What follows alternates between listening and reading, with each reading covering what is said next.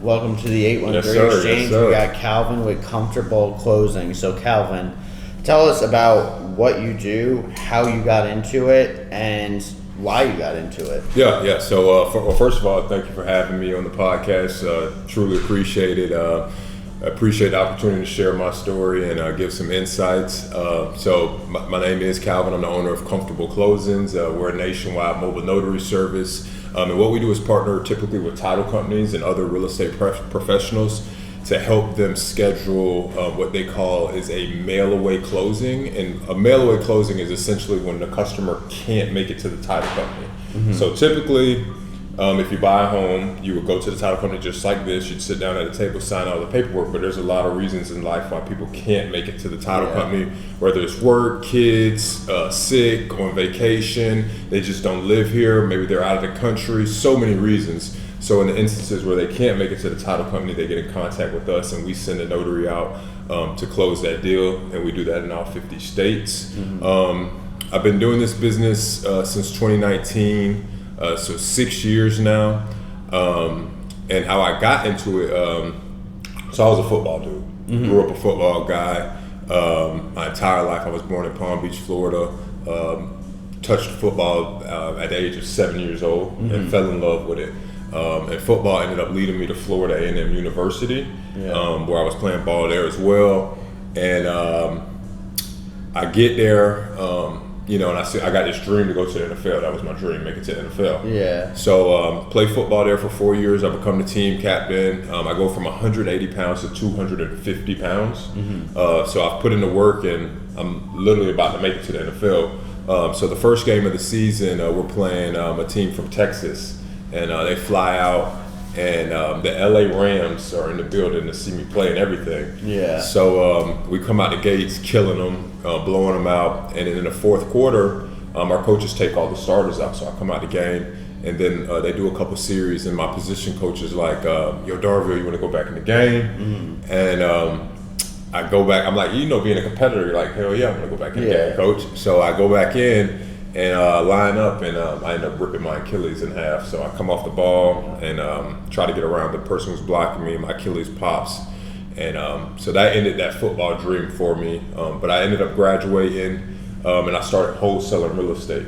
Yeah, of course. Yeah, so I was wholesaling for a year. You heard of wholesaling, right? Yeah, it seems like it's a common path people take. It's like an introduction to real estate. Yeah. So I would go out, look for property, and to wholesale. And I would listen to these podcasts every single time, and this podcast comes on about the mobile closing industry, talking about being a notary and how you can scale the business from being an individual notary to owning what is called a signing service, which is what I own now. So the guy who was on it, he was selling a course, so took the course, moved it, and I moved from Tallahassee to Tampa. I'm like, all right, this is the perfect time to go all in on my business. So long story short, take the course, become a notary. I build the business up to where I'm doing 100 closings a month myself, and I'm running around Tampa doing all these closings, Tampa, St. Pete, Riverview, driving to Ocala, driving anywhere just to, handle business. And then I start building up to where I start sending work out to other notaries. So that's what we do now, and right now we're on track to do 2,000 closings this month. 2,000 in a month, so that's 500 a week. Yeah. Okay. So you're at, if you were to not count Saturday and Sunday, it's like 100. Oh, well, we got, we do. Cool. Yeah, we try to do 100 a day. Yeah, we do. We try to do 100 transactions a day. So today, on the weekend, we have 30 right now today going on. 30 going on. Right now. And now you felt like you've got yourself to a place where you can kind of automate this a little bit more, where it's not. I wouldn't say automate.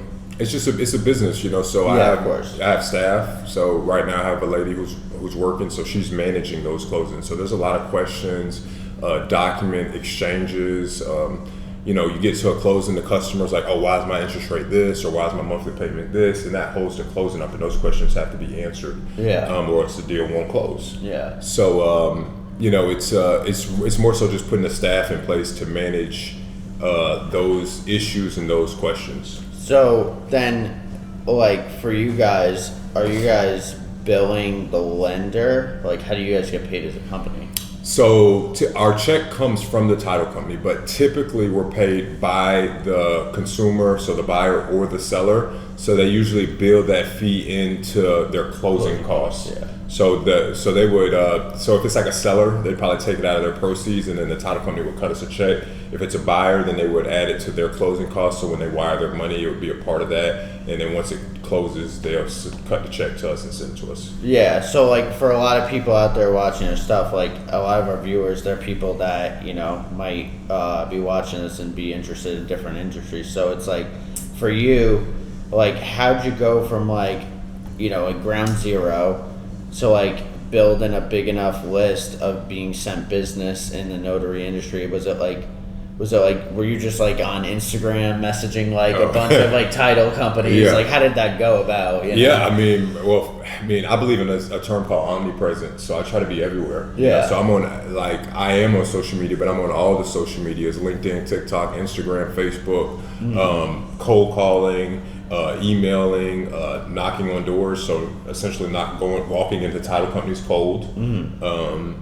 Networking events is where we met at. Yeah. So literally any form of marketing, I do it. Direct mail, whatever it is, websites, all of that. So yeah, no, I mean, it's definitely, listen, you definitely put yourself out there. I appreciate it too, because it's like, you're right. It's like, like the cold works if you work. The warm is more like, how do you put it out there, but then have people come to you, right? Mm-hmm. So it's a combination of the two. And is it really like if you were to like have like the perfect referral, like you met some dude on the street and he had a book of business of all these different contacts, what's that book of business look like? Is it more title companies, lenders? Like, is it really just that? Well, our bread and butter is title companies, but our biggest client, who sends us about 500 transactions a month, is not even in the real estate industry. They're financial services, and they help people take money out of their IRA and put it into gold.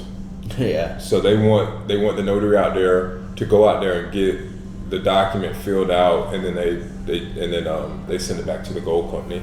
So I mean, our bread and butter is title companies. So if I was on the street, and this guy, I ran into some random person, I'd probably prefer them to be a title company, because they would understand definitely more about what we do. But really, I mean, I would prefer a gold company, because that one client, that's our only gold company. They send us 500 transactions alone. Yeah. So if I had 4 of those, that would match our monthly. Yeah, that would double our business. Chunk. Yeah, that would be a whale. So yeah. It's just not easy to find them. But real estate is our bread and butter, though. Yeah, no, definitely, because it just seems to be the most common. Mm-hmm. What's like, and we were talking a little bit about before this. So gold, you just gave an example that is different. Aside from financial services, title, closing for properties, what's like one odd thing that you've done a mobile notary service for, where you were like, nah, no one would expect this? That's a good question. Yeah. An odd thing. I mean, we get odd situations all the time, not about the transaction, just more so about the people. Yeah. I mean, we'll get. I can't think of an actual odd transaction that we got, but I can give you an example of just an odd experience. So like, the notary's going out to the appointment, and it's a woman, and the guy answers the door in a robe with no clothes under. Oh man. Yeah. So. That's a pretty crazy situation, I would think. And so she didn't want to go back out after that. No, she didn't even want to go in his house. Oh, and then we've had I'm pretty sure we had one notary who's, it's not funny, but I mean it happened. But like one notary, I think she was like at the closing, and the guy like had his gun on the table or something. That's crazy. Yeah. So. Yeah, no, because that's the only thing. It's like, like it's hostile. You definitely like come into some weird hostile situations with some people. Like, yeah, you never know what you're walking into. Yeah, and these notaries, like, are they like kind of like their own independent agents, but you're helping them with like, it's kind of like a 2 hands wash each other, like, type of thing. Like, yeah, they're contractors, so they're independent. Yeah. They got their own book of business, so they may work with other companies like mine or work with title companies directly. But we essentially feed them business, and it's just per appointment. So, they take care of us for sure. Like we couldn't do it without them. So like our notaries who make us look good, who come out professional, know how to explain the documents, know how to make the customer feel good. They're efficient in their work. They don't make mistakes. They don't miss signatures. They help us grow our business by a lot. Because that's what the title company wants. The title company wants, because the thing about our title company, the thing about the business is the notary at the table is usually the person who's only they're the face. Yeah. Like a lot of times, if you don't go to the title company to close, you may not ever meet that title agent. Yeah. Like with a realtor, you have a lot of shaking hands. You guys are going out to look at that property, but once the deal gets under contract and it goes to title, you never really meet the title company. Everything's done email, electronically until the closing. Yeah. So when the notary comes out, then the notary is like that person that, since they've had all this conversation and now the title company's like, okay, notary's gonna come meet with you, then they associate that notary with the title company, even though that notary may not even know who the title company is and definitely doesn't work at the title company. So it's super important that they make a good presentation. Yeah, I would definitely say that's a highly important aspect. So when they go out, are they representing, are they saying, hey, I'm here with Comfortable Closings, mobile notary services, or is it more whatever just their independent thing is? Yeah, they're usually their own independent business, and they let them, but they, an experienced notary is going to let the customer know, they may this is, this is Susan with 123 Notary Service, but I'm representing, they're gonna usually say the title company. I'm representing AMZ Title or Milestone Title, because the because the customer doesn't really. It's a very niche business. Yeah. So the customer doesn't really understand all this back end. They don't know who we are. So it's best to say that you're representing the title company, because they've had correspondence with the title company. Yeah, I understand that, and you're right. No, I don't think really anybody meets the title company unless they genuinely go in for closing and purpose. But I was actually super excited to do this because it was my first experience this year with mobile notary services, and just before I met you, or I should say of May of last year, and so a year ago I found out about this, and I was like, wait, that's a thing. How did you find out about it? Closing on my construction loan, and the bank's we can send somebody to you. I'm like, did they send them out to you? Yeah. Yeah. Man, that is. I was like, because you know how it is. Banks want wet signatures. Yeah, they want the wet signature. They're old school. Yeah, they're old school. Yeah, they ain't going for no DocuSign. Yeah, no, not on mortgage documents. No, because anybody can front those. But but yeah, I was just I'd never even heard this was an industry or a thing, and I'm like, there's definitely, just before I met you, I'm like, there's definitely got to be somebody out there that privately does this that can explain to me the logistics of how this works. Yeah. No, it's a good business. I enjoy it. It's been good for me for the past 6 years. So if you get the title companies, then how do you get the actual notaries find the agents? That's where I'm trying that's where I'm missing a gap in my head right now. I'm saying how do we find the notaries? Yeah. So we have a database. So we pay to have access to the database. So it's already compiled.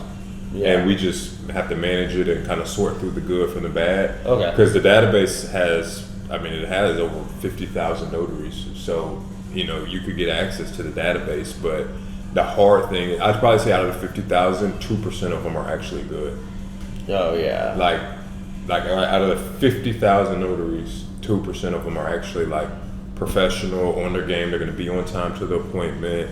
They're going to bring the customer a copy of the documents. They're going to explain the documents so that the customer feels comfortable signing it. If there's a problem, they're willing to go get it fixed and not be I'm going on vacation for a week. I'll get to it when I get to it. Yeah. It's like a mortgage document. No, it's not when you get to it. You got to do it. There's right now. No one cares about vacation. Yeah. So yeah, it's just it's really just being able to find the 2% and then manage all of the, there's a lot of the small things that can delay a transaction. Yeah, no, I could definitely see I know, I've seen it, it's especially in the commercial world, there's not a lot, there's thousands of small things. Oh yeah, commercial documents are even tougher. Yeah, we used the SBA 504 loan, and that was I bet that was a lot. Oh my God, I think we uploaded like 237 different things to the bank. And That's a construction loan, right? Yeah. Yeah. Yeah, it was ridiculous. Commercial construction loan that's tough. Yeah, no, it definitely was a process. I mean, it was just like a month and a half of uploading documents. Like, residential's not like that. Like, No. you close, you're closing. Yeah. It's Yeah. like, what do they even ask for residential inspections? Yeah. I mean, they're not asking for like surveys. Like, Well, yeah, sometimes they'll want a survey. yeah. Yeah. Yeah. Other property? You're talking about like the boundary lines? Oh, yeah, but Is that what you're asking? Yeah, boundary line surveys. Like, Yeah. it's called like an ALTA. It's like, that's like the, I don't know, construction name for the survey. Like, if you're a hire surveying company, that's what they would call it. Yeah. But yeah, I mean, I couldn't imagine it being more than like 10 things they're looking for, like proof of financials. For inspections. residential? Yeah. Yeah, I mean, it's pretty straightforward. I mean, if you got a good credit score, you got a good job, you don't have a lot of debt. Like, I mean, it's pretty straightforward. You just apply, and Yeah. if you don't have bad credit and you got a good job, especially if you're a W-2, it's usually easier. Yeah. So if you have 2% of these people being quality leads, is it just like going through a Google trying to find like who's like going to be a standout person that like you're going to be comfortable sticking with? Is it just like you going through the crap? It's like trying to hire a perfect employee. Yeah, you're gonna have to go through the crap in the beginning. Like if I was to just literally start over today, like you got to go through the crap. You know, I mean, you can examine profiles and make a judgment call, but just like when you're hiring someone, like I sit down, I do an interview, everyone's on their best behavior then. Yeah. So like I could look at someone's profile and be like, oh, this profile looks amazing, and then it doesn't turn out like that. So yeah, you got to go through the crap. I mean, we've been doing it for 6 years, so we've been able to develop like very strong relationships with like a lot of like solid notaries that we know are going to do a good job for sure, and that's everywhere in America. Yeah. So like when you have a deal with a notary, obviously like you were talking about like how you're transacted through title, but like for them to you, is it more of like a percentage agreement, or is it usually like here's our flat fee? Yeah, it's usually flat fee. So yeah, most of our notaries know what we're going to pay. So buyers package we pay $100, sellers we pay $75. Yeah. And we usually invoice the title company usually somewhere over $150. So it's a very tight profit margin for us, but that's why we do a high volume. Yeah, and honestly, that's a good thing for like the notary as an like kind of like an independent contractor, because like I mean 7,500, just call it 90, but like I mean if your closings are taking 30 minutes plus travel, like assume the worst case scenario, like very far travel, like you could still clear like probably like 500-600 a day. Oh yeah, easily. Yeah. No, I mean easily, yeah. Yeah, if you're there's notaries that, I mean when I was a notary, like I said, I used to do 100 closings a month. Myself, so just you just gotta build that book of business up. You can make some money. No, so I guess on the inverse side of that, so these people that are notaries that are looking for like companies like yours or just other title companies to reach out to them to do their stuff, like how are they building their book of business? Because you just explained to me how you guys kind of built yours. You said how are title companies? Like let's say I'm a notary today, right? I just decided I became one. I know it doesn't work like that. But like I'm like, crap, how do I get business now? If you're a notary, how do you get business? Yeah. I mean, you need to go to networking events.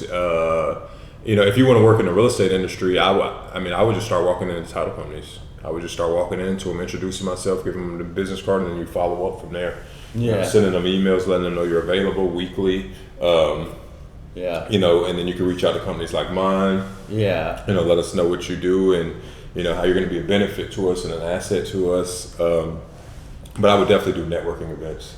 Like real estate related networking events. So like the one we met at, because investors need notaries, because investors have to go, like as a wholesaler, you would need a notary often. Like, so we have wholesaler clients that need notaries often because they have to get purchase and sales agreements signed all the time. So they need a notary to go out there and get it signed. It can be DocuSign, but depending on the situation, the customer may be very elderly And a lot of times wholesalers are working it with distress situations, so the customer may not even have access to a computer. So you talk about crazy transaction. One time we had to like send a notary out to meet with some guy in the woods. It was crazy. In the woods? Yeah, it was for a wholesaler. Like wholesalers have the craziest deals. What was it, like a house in the woods? No, the guy. Well, I guess I don't know if the guy was living in the woods or what, but he like a lot of times with wholesalers, it's like properties that are inherited. So you may have like. I mean, we've had deals where it was like 14 sellers, and they were all brothers and sisters. Ooh. So like the mom or dad owned the property, the mom passes. Now all 14 siblings. That's a mess. Yeah, all 14 siblings own the home, so now all 14 siblings have to sign off. No, see, like that's like for anybody watching out there, make sure you establish a family will. Right. Yeah, but see, most people are like your average person is not that responsible. No. So they're not going to do that, and if you got 14 children, then you probably. You got 14 children, you're probably not the most responsible person. Yeah. Well, it's what's crazy too is like, well, I mean, this is like a totally separate topic, actually nothing to do with this, but like there's people like, like second, third generation ago that came here that like having like 8 to 10 kids was normal. You know what I'm saying? Yeah. And it's like, then it went to like boomer generation of like, okay, those people born then had like 2 or 3 kids. And then it's like our generation, there's a huge drop off. Yeah. So it's a separate thing, but yeah, I get what you're saying. It's like all these people that got to sign on stuff. It's like, and there wasn't much information back then. So, I mean, I'm not going in on anybody who has, a lot of kids, but, if you have a lot of kids, or if you have kids in general, you want to protect your assets. You need to put them in, wills, trust, all that. Because once you pass, whichever one will die, that asset's going to pass down, and you don't want it to go through probate and all that stuff. Yeah, no, because that's what ends up happening, and then you don't even get like the full amount. And it's also another reason it's a pain in the butt is like, I mean, I just know too many experiences where like if it wasn't spelled out clearly defined like in like legal like terms to like the kids before like the passing of the parent, like. That's where like siblings don't talk anymore. You know what I'm saying? Like stuff comes up. So we definitely have situations like that all the time too.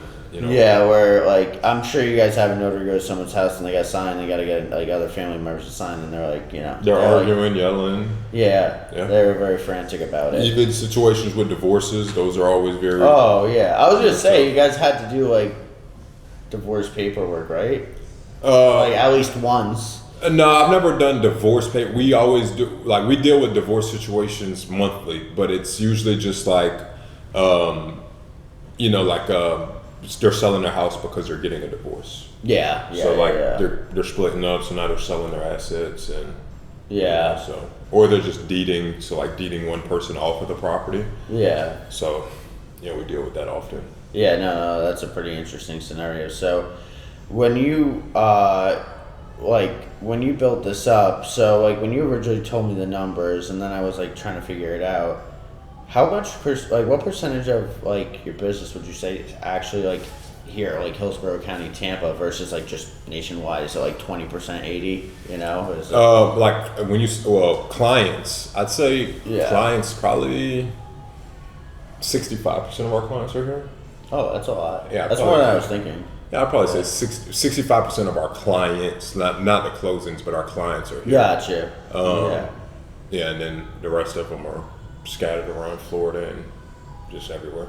Yeah. No, I was figuring, closings could be different, yeah. The closings, I'd probably say 20% of the closings are here. Yeah. It's like because the whole point of our business is like, the customer can't make it to the office. That could be for any reason. Yeah. So that's, we've had like truck drivers. Yeah. We had to get an order to meet the truck driver at a truck stop, but he was on like his 11th hour, and it was like trying to figure out where he was going to stop at. Yeah. Was this guy just following the truck around waiting for No, we just had to we were trying to get in touch with the guy, and it was just like, he didn't really know. He's like, I might stop in here, I might stop there, but I'll let you know. Like, we really need to know. Like, so it's situations like that. Like, we've had weird situations. Like, a guy trying to ride a bike There was one guy trying to he was trying to ride a bike. I don't know if it was a motorcycle or an actual bicycle, but essentially he was trying to ride a bike across America, and he had to do a closing while he was doing that. So we were trying to figure out where he was going to stop at, and he didn't really know, and he was like frustrated at us. You know, we're just trying to help you. Yeah, he's got like a totally like oddball situation, and right? It's like he shouldn't be taking any anger out on anybody, you know. Yeah, it's like, well, you chose to do this. Yeah. Damn, if you're a bike rider. I think a lot of times they rush the closing though. So like I think sometimes it's like I don't know how it was with your commercial loan. Yeah. Did you close when you were thinking? Like a lot of times we'll have situations where the buyer is so like, oh, we're closing today. Like I didn't know that. You know, like yeah. No. Well, the thing is, commercial is never really like that because you just have so much to get ahead on, and then it's like. You know, eventually, once you get the documents, like, you want to set it, like, a week out because it's like, okay, like, other people are doing things, right? Like, you know, like, the closing's not the only priority they have on their table. So it's like, you know, after it's like, I mean, and this is ridiculous, but it was like 300 documents. Like, after all those 300 things were approved, SBA was cool with it, right? Then, I was like, okay, now let's set a date like a week out, you know, because like we just rushed to get all this stuff in. I'm like, all right, let's give it a breather, like wait a week, and then try to organize like the closing. But yeah, that's why it's a little bit different. Like I just pushed it back like more intentionally because I'm like it gives us more room to get stuff in. Because like with commercial, it's funky because like obviously doing a new construction development, one of the more intricate parts of it is like you might actually like for example we needed like so we just brought up the survey part. We had a boundary survey since I demolished a self-service car wash.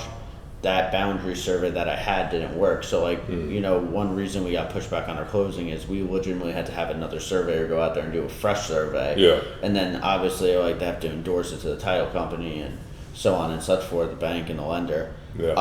But it's like my stuff involved people having to go out to like a job site and do field work, and then wrap up and come back. So I was just like, okay, let's just push this thing out so it gives us ample time.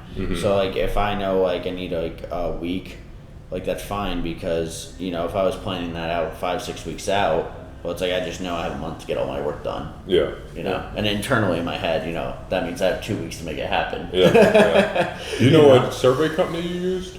They're called American Layout.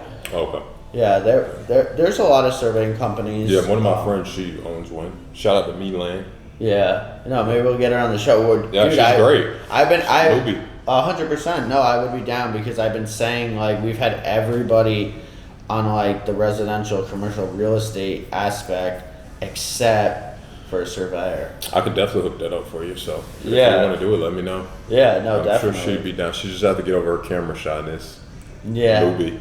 Yeah. Oh, listen, I got over it pretty quick. I was like, I'm just gonna put myself out there. Oh yeah, once you get rolling, you're rolling. Yeah, once you're rolling, you're rolling. Yeah. No, like everybody's like worried about themselves on camera, and then they get on and they're like, "What's not bad?" Yeah, it's not.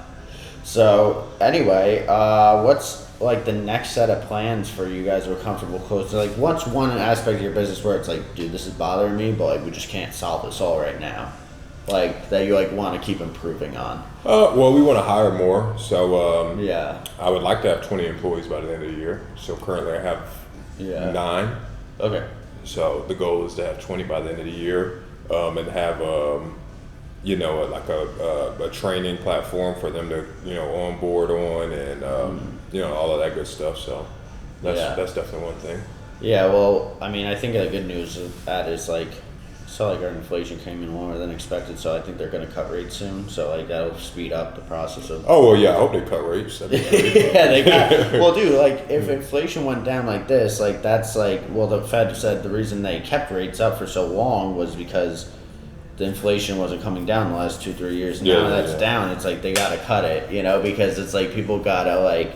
I mean, dude, for some people, it's the difference of a monthly payment on a home of $3,000 and $6,000. It's like that's a huge difference, and like you know, like you could just, if you explain it as simple as that to people, it's like you just see in the market, like once the rates do come down, like things will start to fly again. Yeah. You know? I don't expect them to come back down to like 2020 level Oh, or no, 2021, but Yeah. you know, if get down into 5%, that'd be great. Yeah, that's what I'm thinking too. Like 5% is always like a sweet spot number where it's like, okay, it's not high, but Yeah, I mean that's solid. I mean, Yeah. so because I mean where we were at, you know, a couple of years ago, those were record lows. yeah. So I don't ever, you know, unless it's some. Oh type of- yeah, people were acting Dude, like that was- 2.1%. Exactly, you know, and that was because of COVID. Yeah, they're free money. Yeah. So, you know, I don't see that happening again. No. That Unless there's some type of like catastrophe or something bad happens. Yeah. Let's hope that doesn't happen. Yeah, But right. Because COVID was an interesting year. I feel like it was like,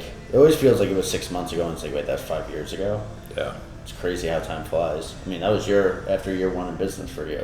Yeah. COVID was actually a great time for us. I mean, because the rates were so low, everyone was refined. Yeah, I went to the Super Bowl. It was the first one Mahomes won in Miami against the Niners when that was J-Lo and Shakira performed, and then like there was just like rumors this like Chinese virus thing might be happening. Oh, yeah. And then 3 weeks later it was like boom. Yeah, no, it was crazy. The world changed. Yeah, so right before Yeah. it, like right before COVID really hit, and it was like a real thing. I was in Vegas for Growth Conference. Yeah. And then I come back, and you know I'm like, oh man, I'm gonna blow my business up. Yeah. You know, and then I see people walking around with masks. I'm like, oh, these people walking around with masks. Like, what's going on? And I didn't really know much about COVID then. And then Yeah. like a month later, the world shuts down. Yeah. And then for like 2 months, real estate went like quiet. Nobody was buying or selling Yeah. anything. I'm like, oh, I'm thinking I'm about to go out of Well, business. even like the states that didn't like really shut down. It's like even like for at least the first month we did because nobody knew anything, right? And then people started to know stuff, and then states made the judgments of like if we're gonna take this ultra serious or like if we're like gonna be like laissez-faire, hands off with it. And it's like in Florida, it's like those first 30 days. Like I was my last year at University of Tampa, so I was like, okay, like the teachers are telling us it's just gonna be 2 weeks and we'll be back. So you didn't walk? Did you walk at your graduation? I'm walking. So, what was it, like 2 weeks later, they're like, we'll be back in 2 weeks. I'm like, no, we're not. And then 2 weeks later, they canceled it the entire semester. So it's like a huge shock to the world. Yeah, You know, no, so- it was crazy, you know, so. And then, but that 1 month, like, I mean, I was hanging out, dude, because I Yeah, didn't you were have fresh out of college. You were probably I was partying. fishing every day. Having Fishing, COVID partying. parties. Yeah, dude, it was fishing all day and going to Soho every night. There you go. Hey, you were fresh out of college, right? Rightfully so. Yeah. Listen, I don't regret it one bit. Yeah. So anyway, Calvin, somebody's out there, title company, whoever's watching. How can they find you? Anywhere on social media, not hard to find me. Calvin J. Darville on all social media. So TikTok, Instagram, LinkedIn, Facebook, and then we got a business page, Comfortable Closings, on every single platform as well. Instagram, TikTok, LinkedIn. So just at Comfortable Closings for anybody out there. At Comfortable Closings, at Calvin J. Darville. All right. On any of those platforms. Calvin, pleasure having you on the Yes, show. sir. Thank you. Appreciate it. Good work. Did that